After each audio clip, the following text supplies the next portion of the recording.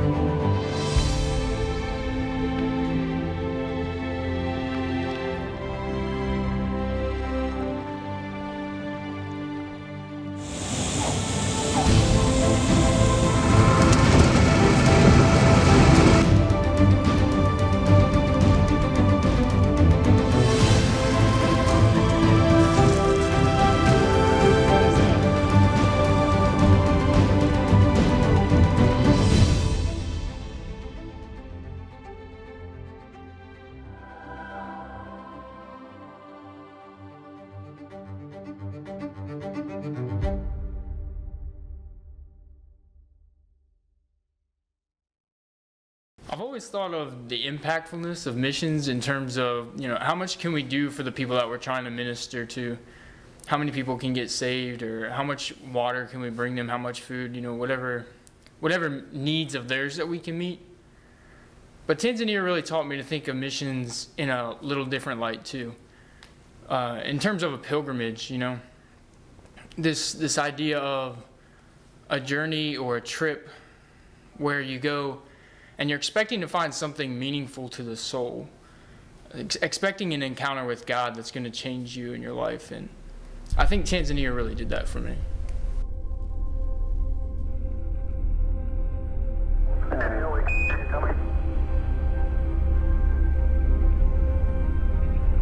Yeah, this is Houston, we're copying. F2, 1/160th second. Neil, we can see you coming down the ladder now. Roger, we copy. Pretty good total job. And step off the Okay, left. Mafia is an island that is 99% Muslim. And the people are pretty closed off to having the gospel come to them. We were just interviewing some people in Mafia, and the guy said to me, when I talked about, hey, is there any churches in your village? He said, no, and we don't want any. And that's pretty much a basic attitude that the people have. It's prevalent in all the villages. They don't want churches in their villages. They don't want Christianity to come to them. And they don't want to see their friends, their families, and neighbors become Christians.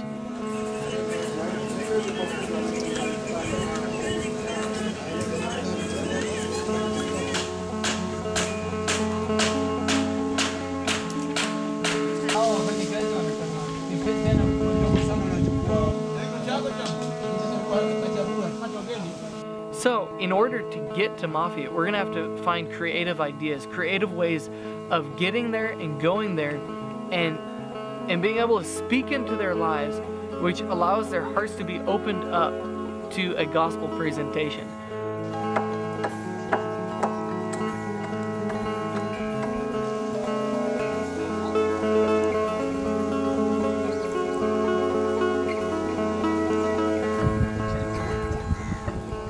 of those ways is simply by starting English schools, starting trade schools, and maybe starting computer schools. Just starting schools where we can teach people basic skill sets that could involve them in the tourist market and the tourist industry that is taking place and that is expanding in the island of Mafia. There are many Europeans, many Americans who are going there on their vacations, and the locals, since they don't know English, since they aren't well educated, the people who are hosting the tourist industry and who are working in the tourist industry are people from Arusha, people from other areas of Tanzania that are very well developed and actually highly Christian areas.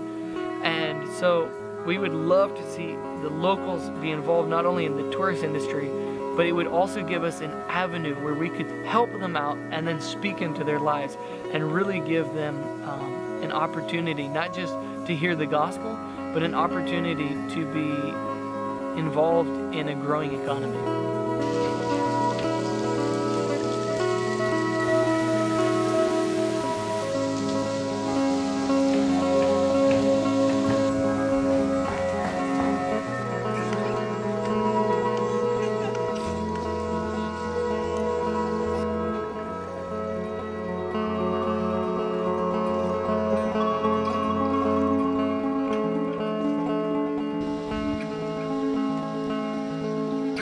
The starting point for working with unreached people groups is gaining access into their culture, into their community, and also into their lives.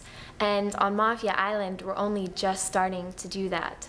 However, with the Wataturu people, we are in the process of gaining access right now. The Wataturu people, they are an unreached people group south of Eyasi Lake, going all the way down into Tabora region towards an area known as Inyonga. They are one of Tanzania's last remaining tribal groups. They're probably one of 5, and they're one of the largest tribal groups. They have a lot of cultural characteristics that are similar to the Maasai, but yet they're completely different. You have the Wataturu people and the Maasai people, and to say the least, they are enemies. They do not get along. But that's not really surprising because of the Wataturu's history. They do have a history of being warring people. The last conflict they had was back in 1984 with the Wasakuma people. Before Tanzania became its own nation, the Wataturu people lived as nomads. And then after Tanzania received its independence, then they had to kind of give up their nomadic lifestyle and therefore sharing the territory with these other tribes, and that caused a lot of the conflicts. But the land they settled in is dry and arid, difficult for any kind of cash crop. This previous year, their fields of corn and millet failed to yield any results, leaving them to survive on very little.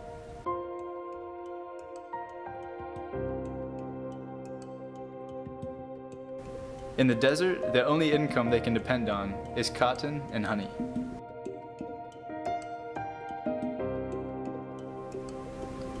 But the Wataturu are not farmers by nature, they are herdsmen.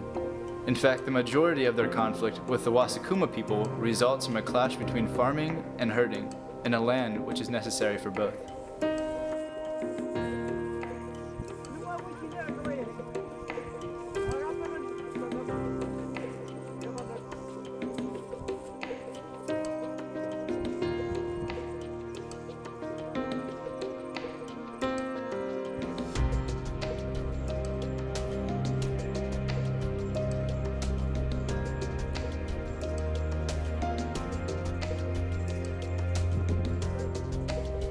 The Taturu families live spread out across a vast portion of land, each home up to several miles apart to give room for their flocks and their herds. Livestock are their most valuable possession. The animals can be traded for jewelry, used as a dowry, and even paid as a compensation for wrongdoing.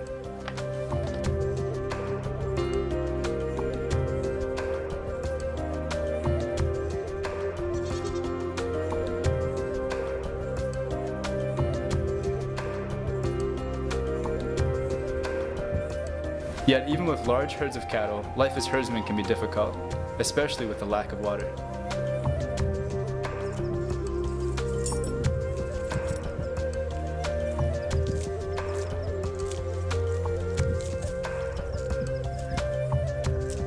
The Wataturu live in a desert, and they have to struggle for whatever water that they can find.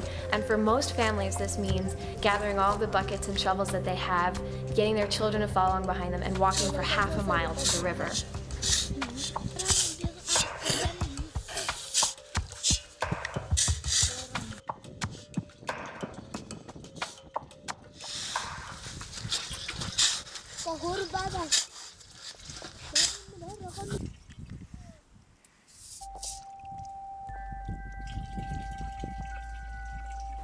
From June to October, the rivers are dry, and there's only a current of water just beneath the surface, and they have to dig down, they have to dig wells in the riverbed to get any water. The women are experts at digging wells. They know just how far to dig before they reach the clay mud that will suck up all of the clean water. And once they have these wells dug, then the water will start to seep in. They remove all the dirty water, and then they start scooping up the clean water and filling up all of the jugs and buckets that they have. And then after that, they have to put all of these jugs and buckets on their heads and walk back to their house. And they do this a few times a day just to have enough water. And they work so hard just for a little amount of water that they can get.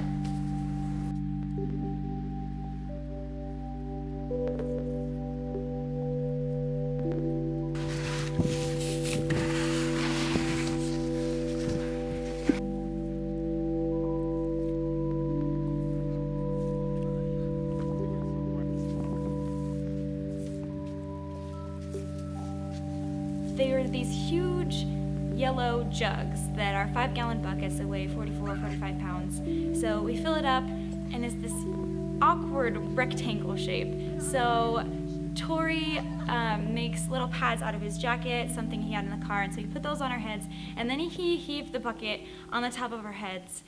And 44 pounds does not sound like a lot until it's on top of your head. Oh no.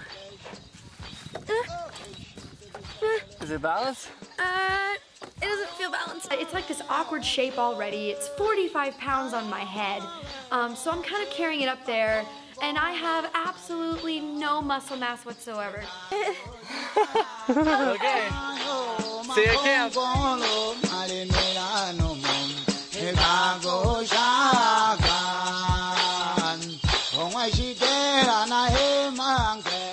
The balance that I all of a sudden was aware that I did not have was incredible. I had this huge bucket. My arms were fully extended trying to hold this thing on the top of my head.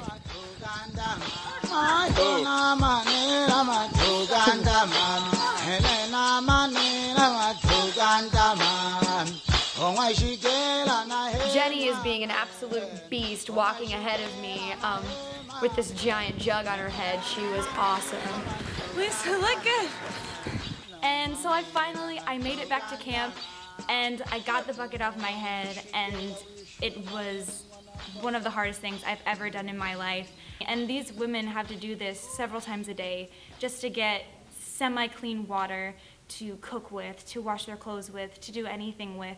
They have to walk this, and I could not imagine having to do that just for a little bit of water. That really, in and of itself, really spoke to me, just their desperate need for a well, especially as it gets into the later months, August, September, October. It gets so dry over there that it's near to impossible to find water.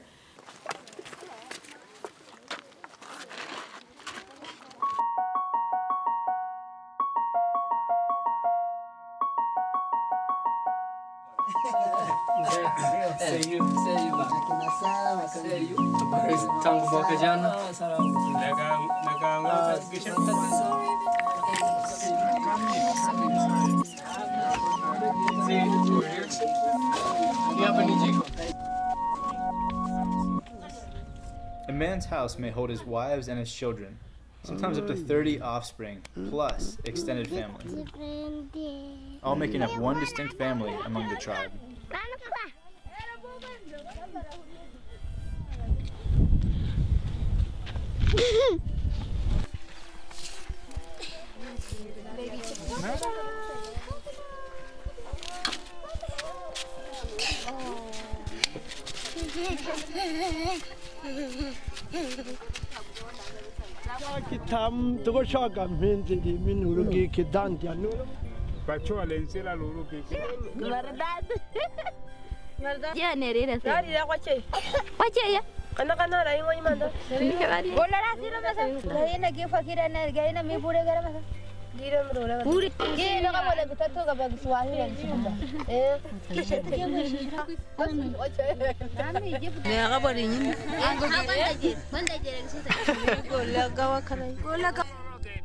At the age of 7, a Watuturu girl begins gauging her ear, and the process includes a knife, corn husk, and cow fat as a healing agent.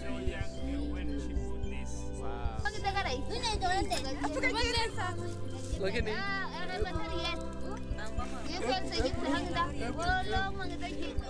A single coil of brass can be used as one bracelet. The price of heavier jewelry can range anywhere between $250 to $1,500 US. The purpose of the women in the Taturu tribe is first and foremost to have children. They really hold that to high standards, and just taking care of their family and the chores for the day. Some of the responsibilities of the Watuturu women include anything that means taking care of their family. So getting water for the day, chopping up wood, and preparing the meals for their family.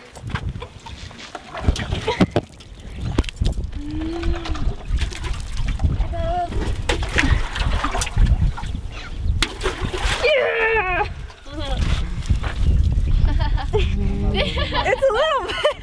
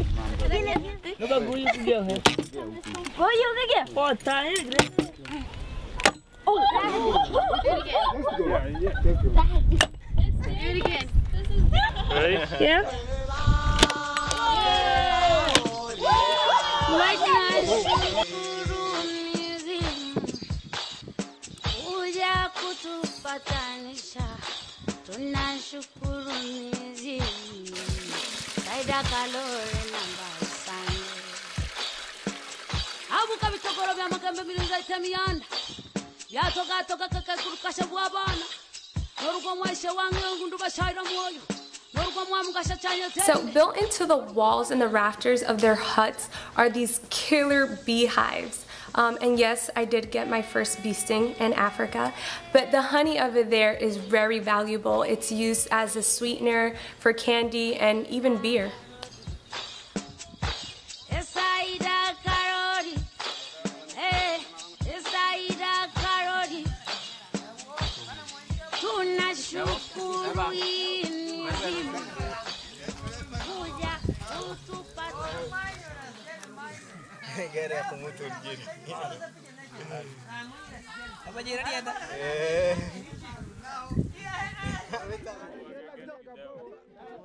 Their lives have been affected by the changing times, but some things within their culture have remained the same for hundreds of years. And so where they're at this point in time is they're struggling to hold on to their identity as a culture. They're struggling to be them. And I think that in this time, we have an opportunity not only to go in and present the gospel, but we have an opportunity to preserve their culture, the good, awesome parts of their culture, because they're beautiful people. They're people that are, they're fascinating. They have, if you go to their tribe, you feel like you're stepping back 1,000 years in the past.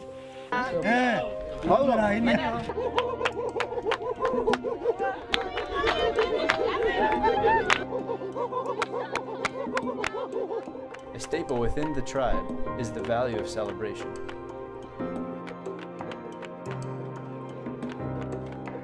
Whether it a funeral or a wedding, a feast is thrown to celebrate the value of life and death.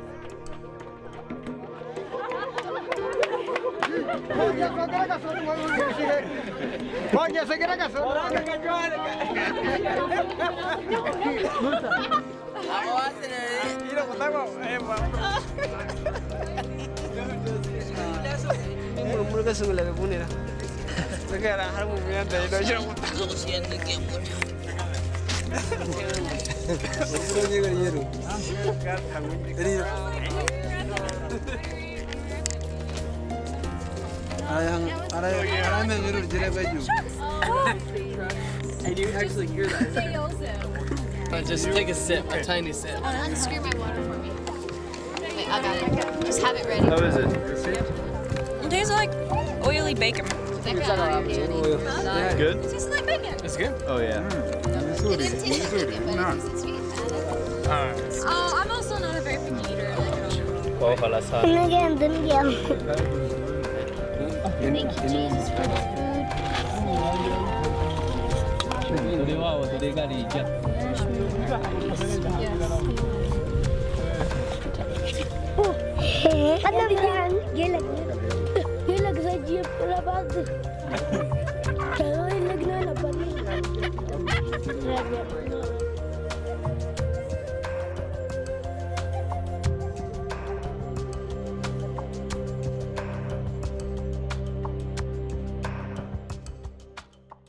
The bodies of family members aren't buried in some distant graveyard, but in special mounds behind the house, close to the relatives left behind. Dying is not seen as much as a time of mourning as it is a time to revere a life well lived.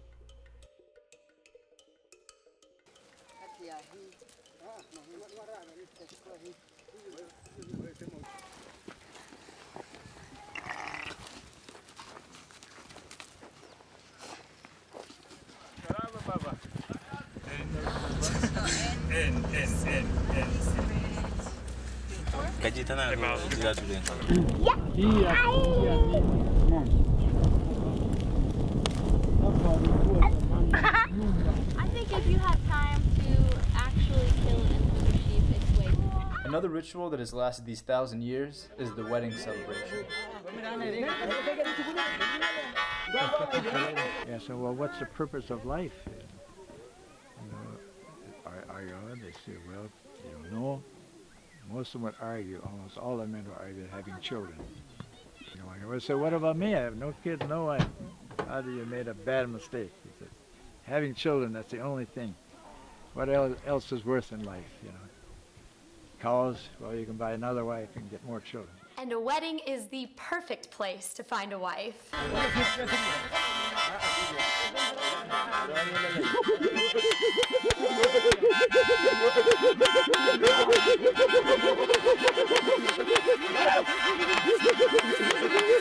So you've got the men standing on one side, and you have the women standing on the other, and they're facing each other. A man will make eye contact with a woman, and he'll start jumping towards her.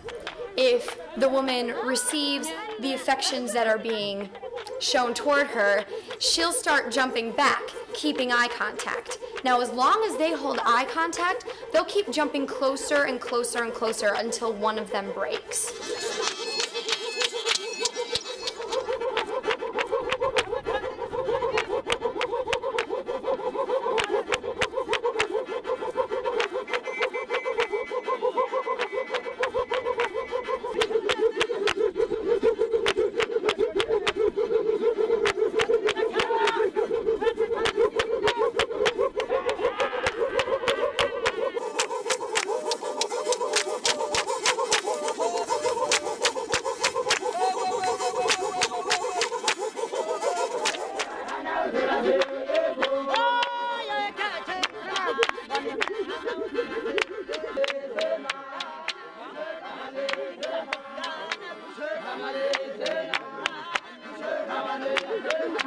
These celebrations can last for several days, maybe even weeks, and they go from the earliest parts of the day to the darkest parts of the night. The men will start things off with harmonicas, sticks, and making music and rhythm through their own lungs, and they have one MC, if you will, that keeps the rhythm, that runs around all sorts of lively, and will basically set the tone for the rest of the day.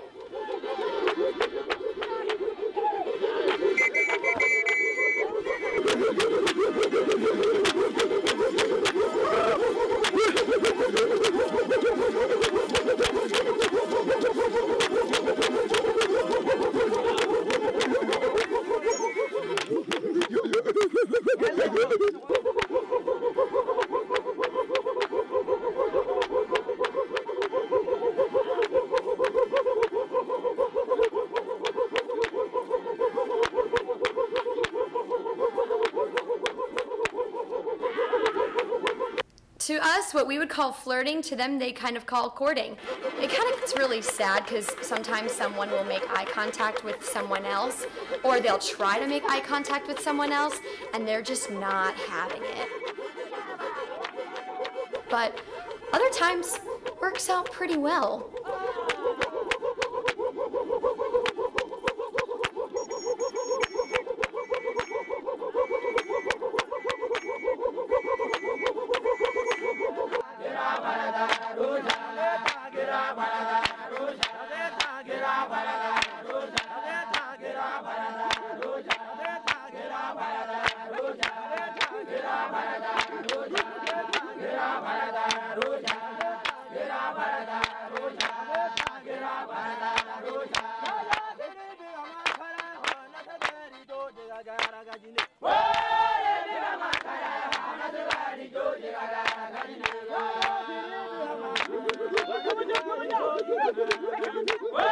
However, throughout the whole duration of the ceremony, if you never make eye contact with someone, and if you never jump towards someone or show anyone interest, you're considered rude and you'll never get married.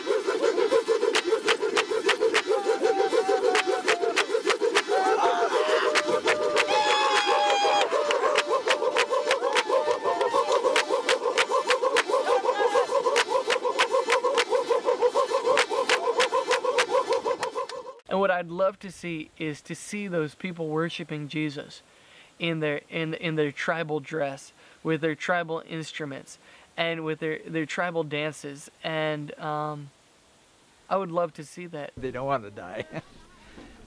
Well, who wants to die? But they don't have the hope, that we have as our belief. But before we can see that happen, we're really gonna have to see a breakthrough spiritually, because they live in fear of a king that they have. And this king, if the king says they can't do something, they can't do it. And so what we're hoping for and what we're really wanting is to see this king come to Jesus and become a Christian. And so, yeah, pray with us that he meets other Christians. Pray with us that we are able to meet up with him and speak into his life and share the gospel with him, and that he would become a Christian, and that when he becomes a Christian, so many more people would follow suit, and he would be a role model to him. Anyhow, your question of what others could do, say a prayer, but that's about all I can say. It's like, oh.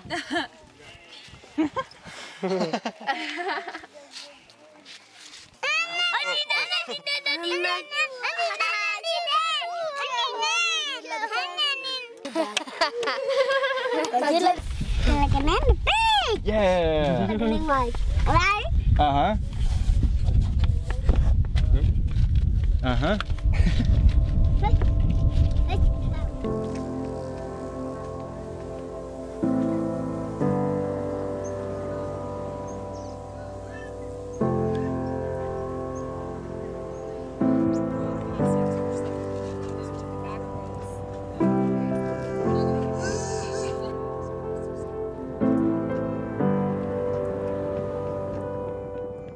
An unreached people group is a people who have no indigenous church amongst them as a people. And so a least reached people group is a people who have an indigenous church, but they're either so small or are not a reproducing church movement, and thus they're least reached, and that there's only a small amount of people that have been reached in that tribe. In Tanzania, there are 32 unreached people groups and 23 least reached people groups. Our main focus in reaching unreached people groups and least reached people groups is getting Tanzanians and national Africans to go and reach these unreached and least reached people groups. So our main focus and our main goal has been training and equipping the African church to go and do the work of the ministry, or go and do missions work amongst unreached people groups and least reached people groups within their own country.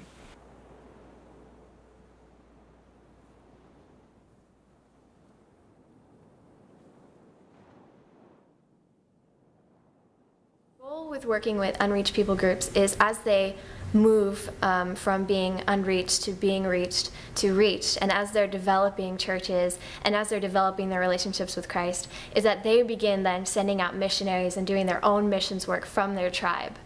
And we are definitely seeing that happen with the Tongwe people. The Tongwe people were people that I, as an individual, along with a number of team members, some of my siblings, and some other Africans, Americans, we went together and started reaching this unreached people group. It was the first people group I'd ever gone to work with. It was kind of like, I call it my my trial group, because I had never worked with an unreached people group before. It's where I found my calling to do unreached people groups. They when we first went to them, they had no churches.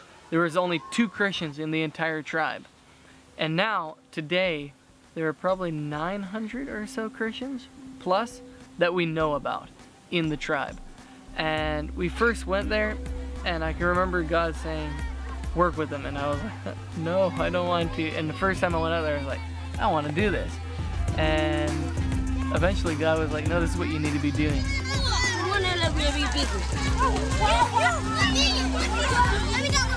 When we first went to the Tongwe, one of the original Christians, his name was Musa Tongwe. We call him Musa Tongwe, and he, we sent him to Bible school. We sent him to get trained in the Bible and to get to know it and to be trained as a minister of the gospel.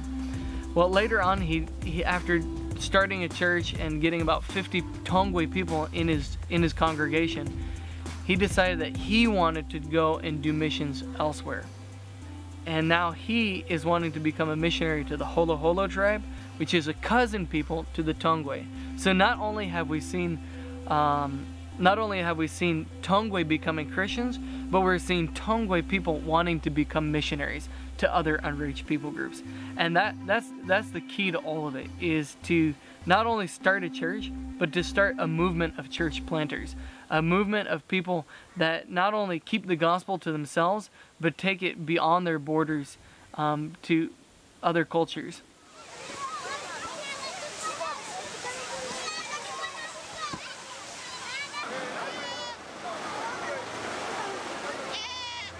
And so over the course of 4.5 years, we've built relationships with the people. We've planted 18 churches amongst the tribe.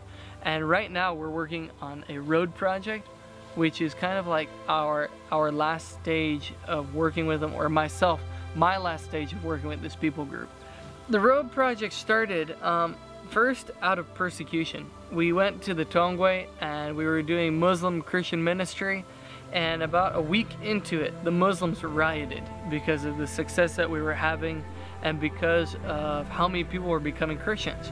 And when they rioted, they destroyed our sound equipment, they tried killing our team members, and it almost became a massacre when the army got involved. But by the grace of God, nobody was seriously injured and nobody was killed.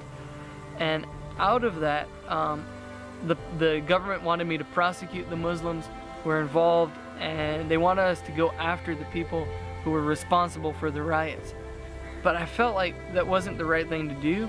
So instead, we went and forgave them all. We ripped up the piece of paper with all their names on it, all the people who were involved. We had a foot washing ceremony. And we ate dinner with the people who had tried to kill us just a few months prior to it. So it was after the love feast that we decided, you know, we should probably do more than just forgive these people by word. We want to go above and beyond what's required of us, and we want to help them where they have a real physical need and meet it in a way that they can't by themselves. And so we decided to start a road project, 55 kilometers from Kashaguru to Mieses, which is the closest functioning hospital. And the people, if there's not a ship that goes back and forth, they have to walk 55 kilometers from their village to the nearest hospital. And it's a really hard walk. And it usually takes between 12 and 18 hours, depending on how fit you are, depending on how good of a walker you are. But we're wanting to put in a simple clay road, build bridges, and be able to make a route where trucks and buses and other light vehicles can come in year-round and be able to take people who are sick, be able to take produce to the market, be able to help the economy of the area, and to better patrol the areas where the chimpanzees live.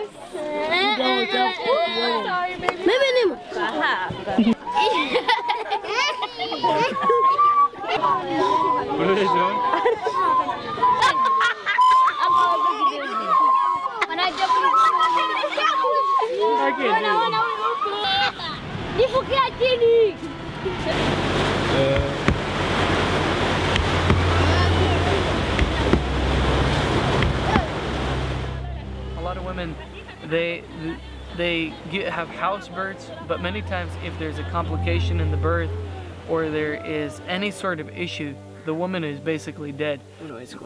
Nakumbuka kwamba ilikuwa ni mwezi wa 7 wakati ule mama alipokuwa amepata tatizo la ujauzito. Na alikuwa ametoka Mwese kliniki kupimwa, lakini huwa tunatumia muda wa masaa 6 ya kutoka hapa hadi Mwese kwa nguvu. Na alivorudi ilimchukua kama wiki 2 hivi, yule mama kama ameshikwa na nini na machungu. Na tulikuwa tunatarajia kwamba pengine maana ilikuwa imebaki kama miezi 2 mbele ili ajifungue, lakini kawa ghafla yakashtuka ale machungu.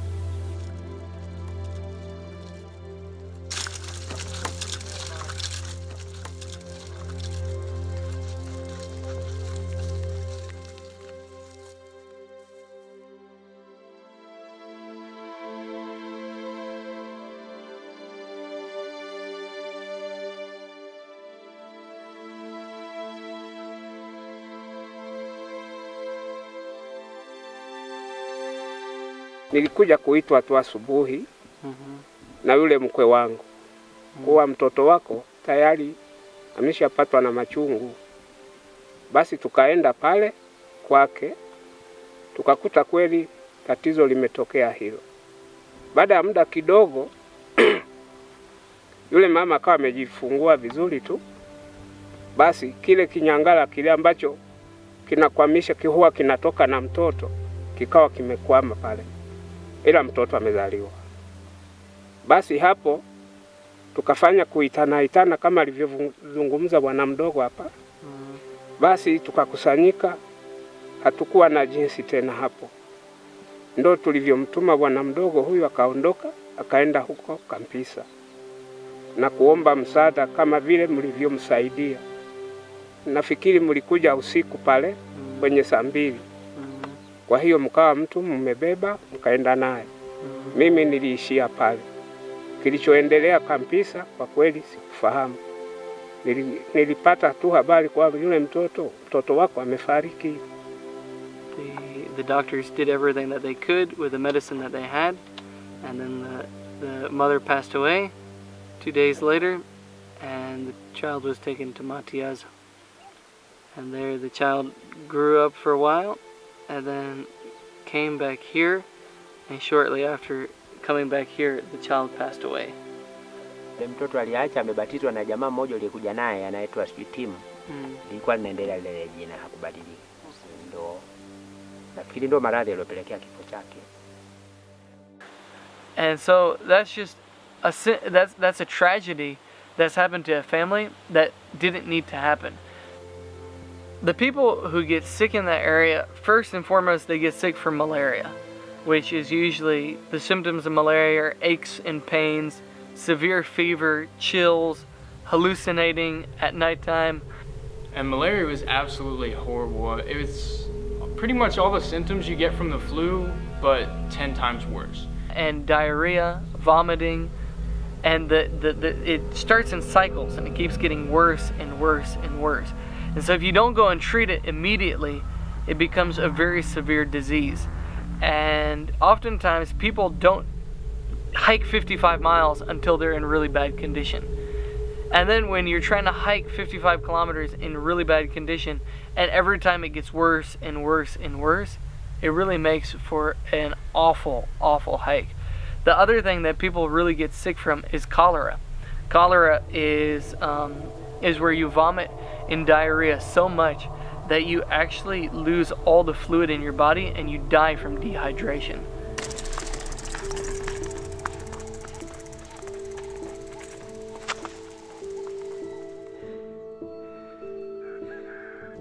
We started out and it was really good going at first. I had a good pace going. I kind of let myself get ahead of everybody a little bit and kind of had some solitude. And I almost felt kind of like I was in some epic movie scene, just walking across the mountains. It was really gorgeous actually, and I was really enjoying the walk, I guess is what I'm getting at. And then 12 hours went by, and after 12 hours it was starting to get a little tougher, and a lot of people were having trouble, so we had to slow down a lot. And when you slow down, you start taking twice as many steps, and you get a little demoralized too because you're not seeing the terrain pass by as quick, so you're starting to think, how long is this going to take now? It's actually a 55-kilometer distance from where the Tongwe tribe lives all the way to the next town, Mieses, which is where the closest hospital is located. In the rainy season, I mean, that water rushes through those streams and riverbeds really fast. It can be an issue to drive a 3,500-pound truck through there and not get swept away.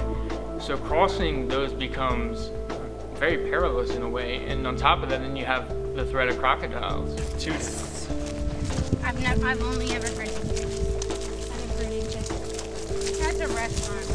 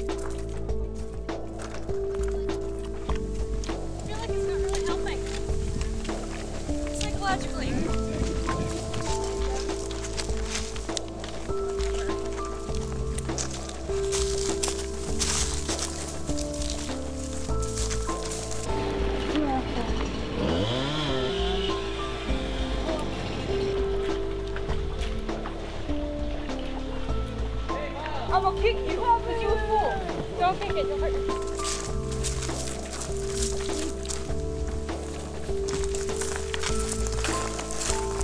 We're well abled and in good health. Like, we could easily do this walk, I thought, compared to women and children who would do this being sick or pregnant or having some sort of ailment. Oh, I have no idea why.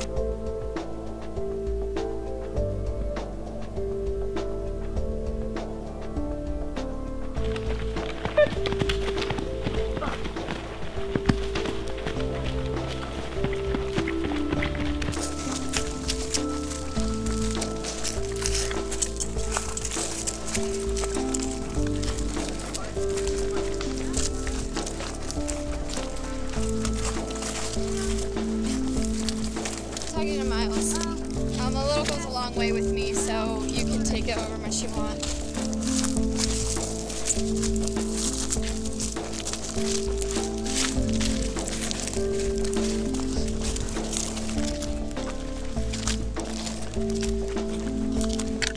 They were able to take her there, and it was a really long night, but she ended up being okay. Don't tell me these things. I think we should be done by now when testing.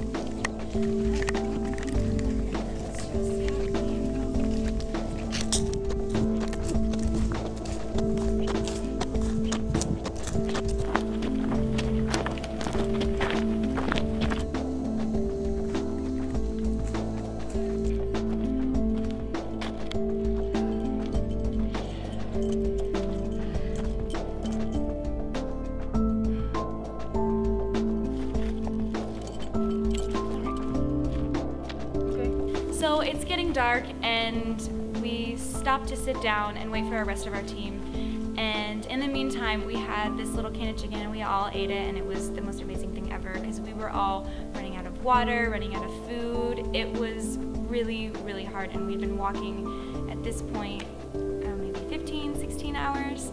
And so it was just exhausting.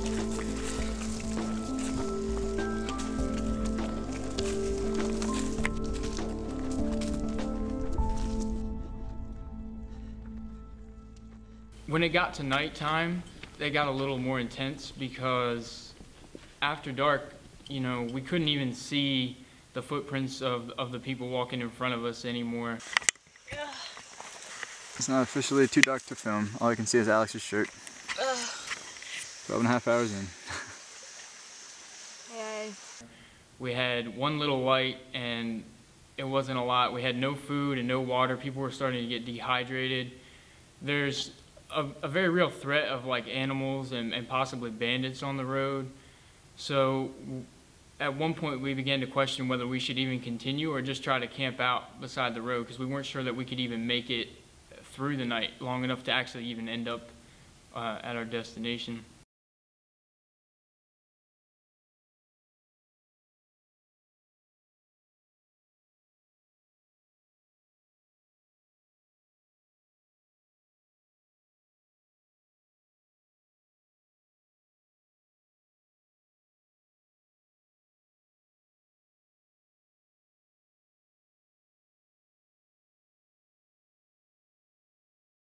In my mind, I was thinking, man, only 2 kilometers. I wish we could have finished that out and said we did the whole 55K. But when we drove that 2 kilometers, I realized that would have taken a long time. It was a tough 2 kilometers, uphill, through the sand. The whole walk was actually largely uphill. I think Tori said that it was almost 4,000 feet in elevation we went over this span. So that was pretty intense too. And so at the end of this venture of ours, I'm thinking to myself, you know, what if I really were sick? Would I have even made that? The ultimate solution is to them getting medical facilities, but to build a road for a dirt road for 55 kilometers is one step further to seeing progress happen. And so I really feel that if a road were to go in there, not only would people better from it health-wise, economically, and just feasibility-wise, but missionaries. I believe that missionaries would come from many different denominations. What I love about Tanzania is that the doors are wide open for the gospel to go forward. There is no country that has so many Muslims, so many unreached people groups, and yet is so open to the gospel and open to people coming to these unreached people groups and reaching them. Yeah, that certain people within certain tribes and certain villages don't want the gospel to come, but there's no laws barring us from going and preaching the gospel in the village. There is nothing holding us back in that area, and I think that the opportunity to reach Tanzania is now. And if you're a college student and you're thinking of doing missions, man, there's so much opportunity in Tanzania to either get connected with one of the national missionaries who've gone out, or to pioneer a new work amongst an unreached people group we haven't even gone to yet. I think one of the greatest things that you can invest is your time and your prayers. Because you can throw money at something all day long, but money can sometimes be cheap. But your time and your energy and your prayers and your passion, that's something that anybody can give, but it's something that's limited. And so when you give something that's limited, I think that it means a lot. And I think that missions, face-to-face missions, not TV evangelism, not radio evangelism, not passing out tracts, but face-to-face evangelism where it's relational and you're speaking into people's lives and you're getting involved in their life, in their culture. I don't think there's anything more effective or more powerful than a Christian who's on fire for God and who's living amongst a people who have no idea who Jesus is. Don't say tomorrow, say today. Because if you put things off and say, well, when I get enough money, when I do this, start doing it. With whatever you have, be faithful to God and get involved with missions. Whether it's short term or long term, do it. That's my encouragement to you.